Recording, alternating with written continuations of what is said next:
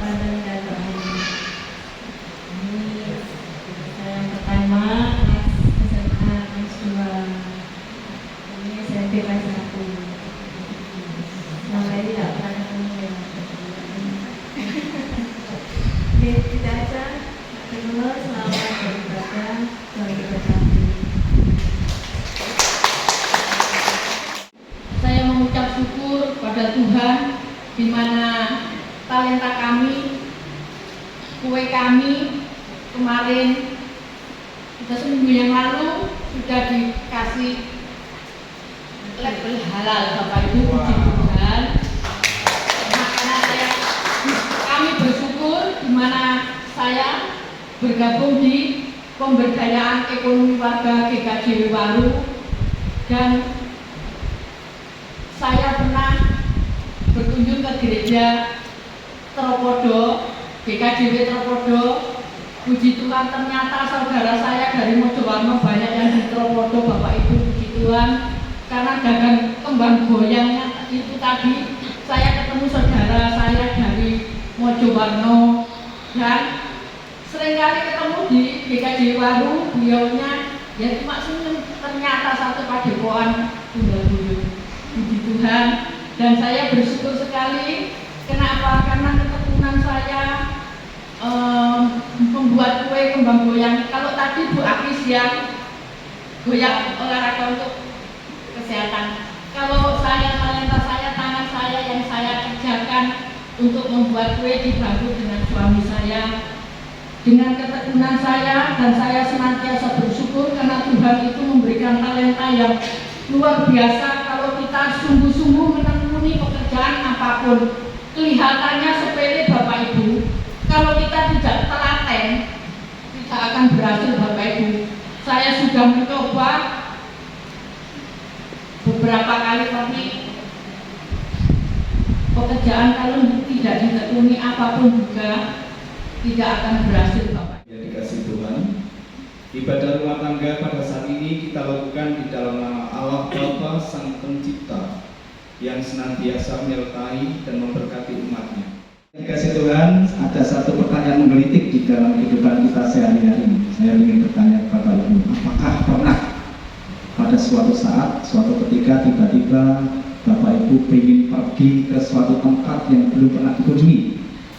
Misalnya gini, kok pengen ke Purwokerto ya, aku kok pengen ke Jakarta ya, aku kok pengen Solo, bahkan aku pengen ke IKN Kalimantan.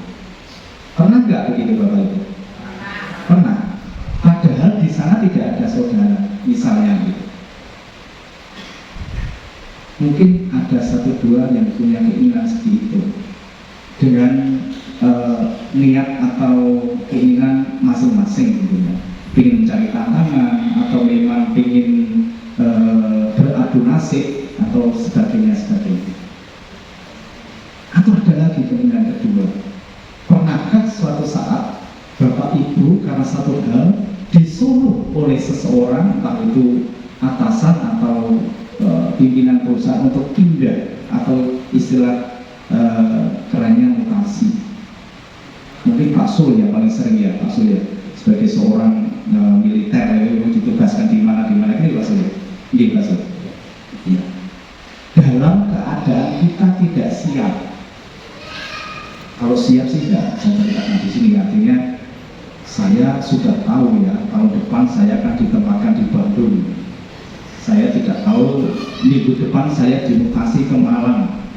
Itu dalam arti kita mempersiapkan, itu sudah siap.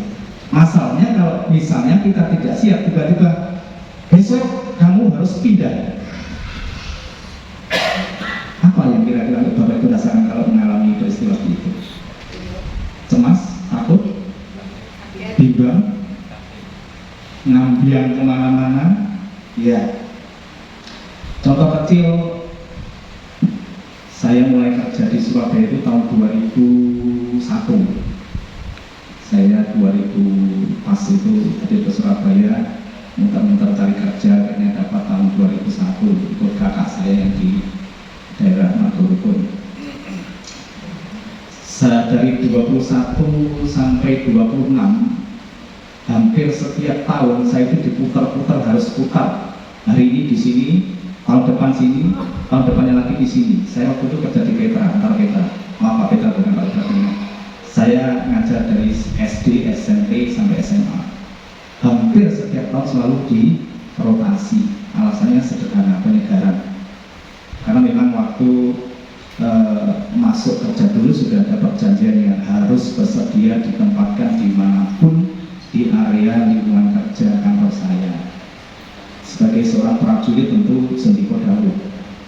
Jadi Bapak Ibu ya, kalau sudah diutus pimpinan, kita tidak bisa menolak. Konsekuensi yang menolak ya wis out, gitu kan? Karena senang ditempatkan ya wis beliau pekerjaan di kasarannya begitu. Setiap kali akhir tahun itu kadang-kadang pikiran saya sudah mulai gelisah. Harus dipindahnya di mana ya? Bukan apa-apa Bapak Ibu, ketika kita sudah kerja di suatu tempat dan kita merasa nyaman, kita sudah punya teman yang baik, punya lingkungan kerja yang nyaman, tiba-tiba mau dipindah lagi, pikiran kita yang pertama tentu boleh roncongannya, penyesuaian mana, itu selalu yang kita pikir nanti itu. Nah, terkait dengan hal itu, kaitannya dengan bacaan yang barusan kita baca tadi, kita melihat sosok seorang hamba Tuhan yang bernama Abraham. Abraham ini bukan main-main ketaatannya kepada Tuhan. Saking taatnya kepada Tuhan, Abraham itu sampai mendapat gelar atau julukan Bapak orang beriman. Bahkan dia juga disebut sebagai sahabat Allah. Satu lagi, Bapak banyak bangsa. Saking taatnya, ibaratnya Abraham itu kalau misalnya disuruh masuk sumur pun mungkin masuk. Dan ketaatan yang luar biasa waktu itu adalah ketika harus mengorbankan anaknya yang ia kasihi. Siapa Bapak Ibu? Ketika harus disembelih waktu itu, Ishak. Kita semua tahu Abraham dan Sarah dapat Ishak itu bukan sebuah perjuangan yang main-main. Bahkan sampai putus asa, sudah nyaris tidak ada harapan untuk memiliki keturunan atau anak. Karena waktu itu kan Abraham sudah usia berapa Mbak Mata ya? 100 mungkin ya, kurang lebih ya. Iya. Bagaimana seorang bapak yang usia 100, sekitar istrinya yang kurang lebih ada 80-90-an masih bisa memiliki anak. Tetapi firman Tuhan selalu ajaib. Abraham diberikan janji akan diberikan sebuah tanah perjanjian yang namanya Kanaan, di mana disitulah Abraham nanti akan memenuhi tanah ini menjadi beribu-ribu dan sampai jutaan, ibaratnya bintang di langit tidak bisa dihitung keturunan dari Abraham melalui Ishak. Bapak Ibu yang dikasih Tuhan, kita juga selain Abraham kita mengenal banyak tokoh di dalam Alkitab yang diciptakan begitu taat pada Tuhan. Ada Enok, ada Nuh, ada Yakub dan banyak lagi. Tetapi terkait dengan bacaan kita hari ini, kita fokus kepada bapak orang percaya kita, yaitu Abraham. Kita tahu seperti yang tadi saya sampaikan, ketika Abraham harus mempersembahkan anak yang dikasihnya, seorang Ishak, untuk dijadikan korban persembahan, Abraham pun dengan sukacita menyambutnya. Sampai akhirnya Tuhan merubah persembahan itu dalam bentuk apa Bapak Ibu? Dalam bentuk kambing ya, coba ya. Itulah kuasa Tuhan. Sebenarnya seolah-olah Tuhan menguji seberapa besar dari keimanan seorang Abraham, dan memang Abraham benar-benar yang bisa diandalkan. Nah Bapak Ibu, kisah Abraham ini sungguh menginspirasi umat manusia, di mana Abraham selalu menuruti kata Tuhan. Apapun yang disabdakan Tuhan, entah itu dimengerti atau tidak, pokoknya seperti saya bilang tadi, sendiko Daud Gusti.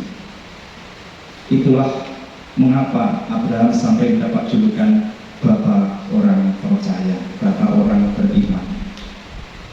Bapak Ibu, meskipun dianggap sebagai orang yang luar biasa, sebagai bapak orang percaya yang sangat diberkati Tuhan, sebenarnya Abraham sendiri juga merupakan manusia biasa.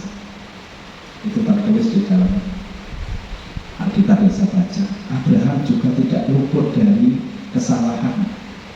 Abraham juga tidak luput dari sifat-sifat manusia yang kadang-kadang tidak berkenan di hadapan Tuhan. Bahkan ketika Abraham diberikan janji oleh Tuhan akan diberikan keturunan, Abraham sempat mempertahankannya. Mungkin dalam hati ya kita juga ngerti, Tuhan ini mungkin meledek saya. Bagaimana mungkin istri saya yang sudah setua itu, sudah serapuh itu, mana mungkin mendapatkan keturunan. Pernah mempertahankannya, istilahnya seperti itu. Tetapi apa yang terjadi Bapak Ibu? Ya namanya Tuhan itu kalau sudah bersabda kan segala sesuatunya bisa terjadi. Apa yang menjadi kehendak Tuhan adalah iya dan amin. Maka seperti yang sudah kita ketahui bersama, akhirnya Abraham hadir untuk memberikan atau menjadi bapa dari banyak bangsa karena banyaknya keturunan yang dihadirkan di dalam kehidupannya pada waktu itu. Secara keseluruhan Abraham ini diceritakan dalam Alkitab sebagai umat yang sangat setia. Nah, kesetiaannya itu tidak bisa digambarkan ya.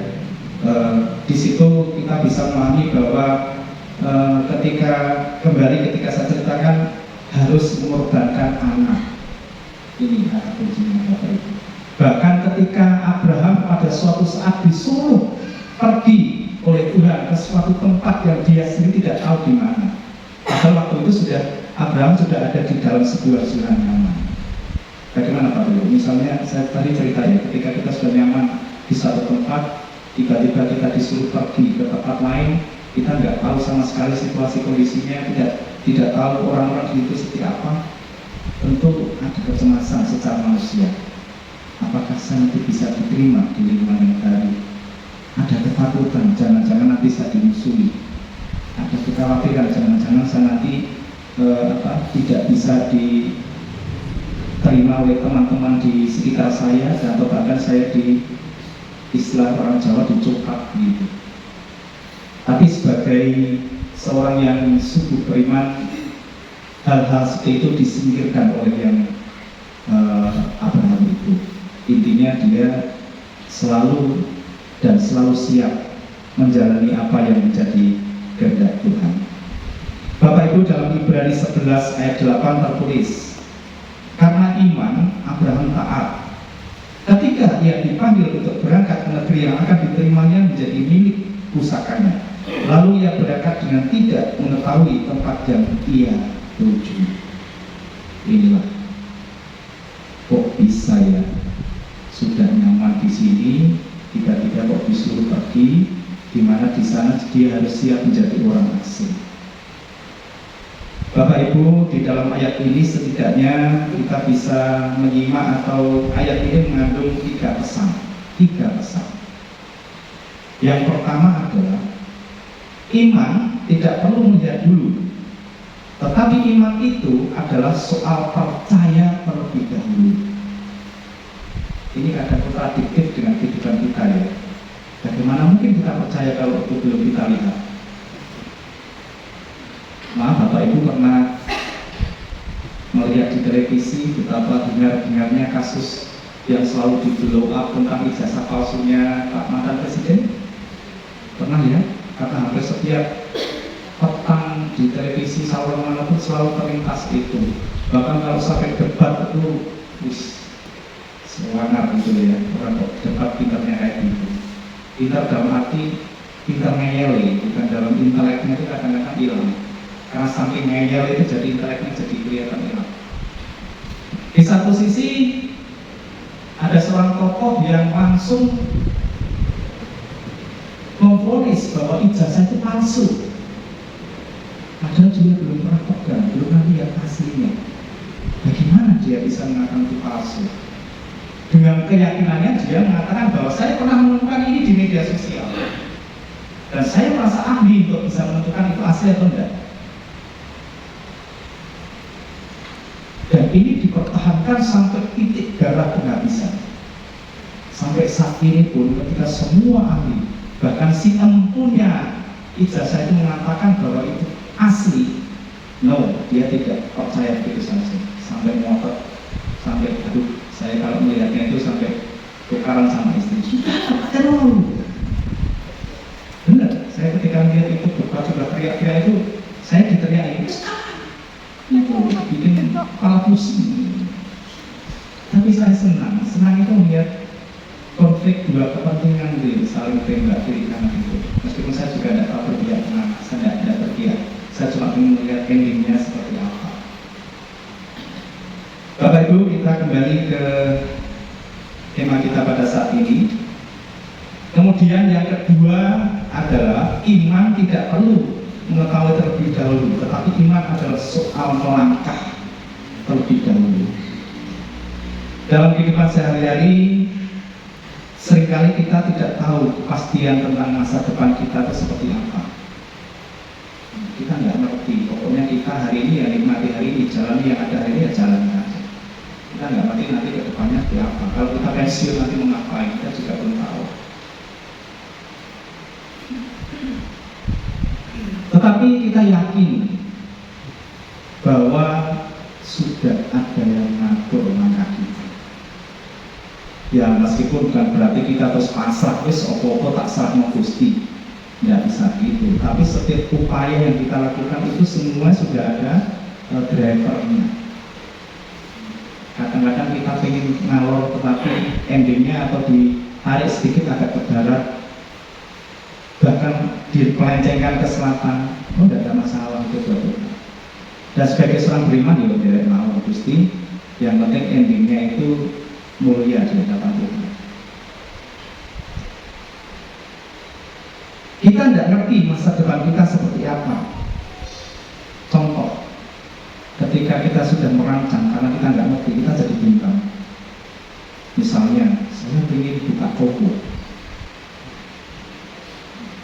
tapi ada orang melemahkan gini, kok buka toko, semua akeh toko, itu marah dulu saya ikan pelecet dengan perumahan-perumahan. Kok buka toko?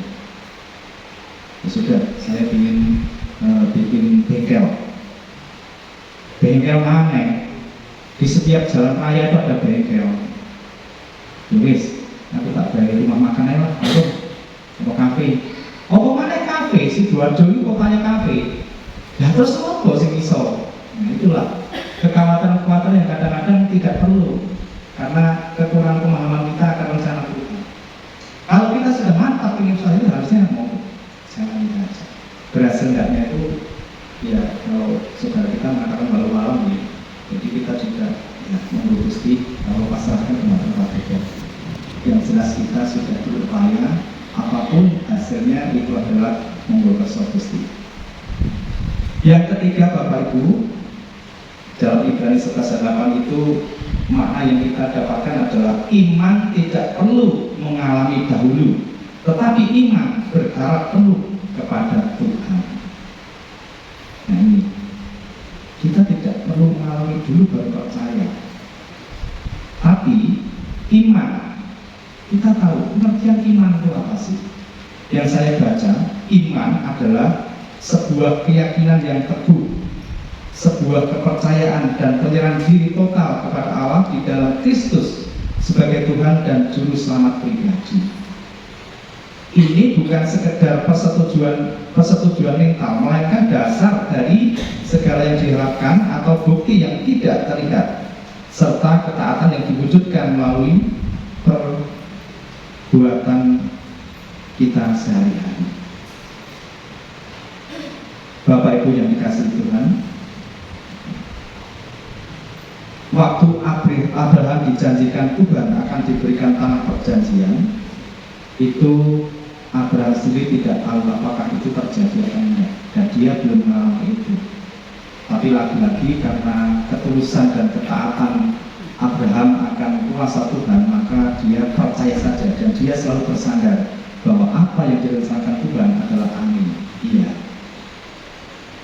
Nah, kita sebagai umat yang diberkati Tuhan tentu juga harus meneladani sifat-sifat baik yang dimiliki oleh Abraham ini. di dalam kehidupan kita sehari-hari.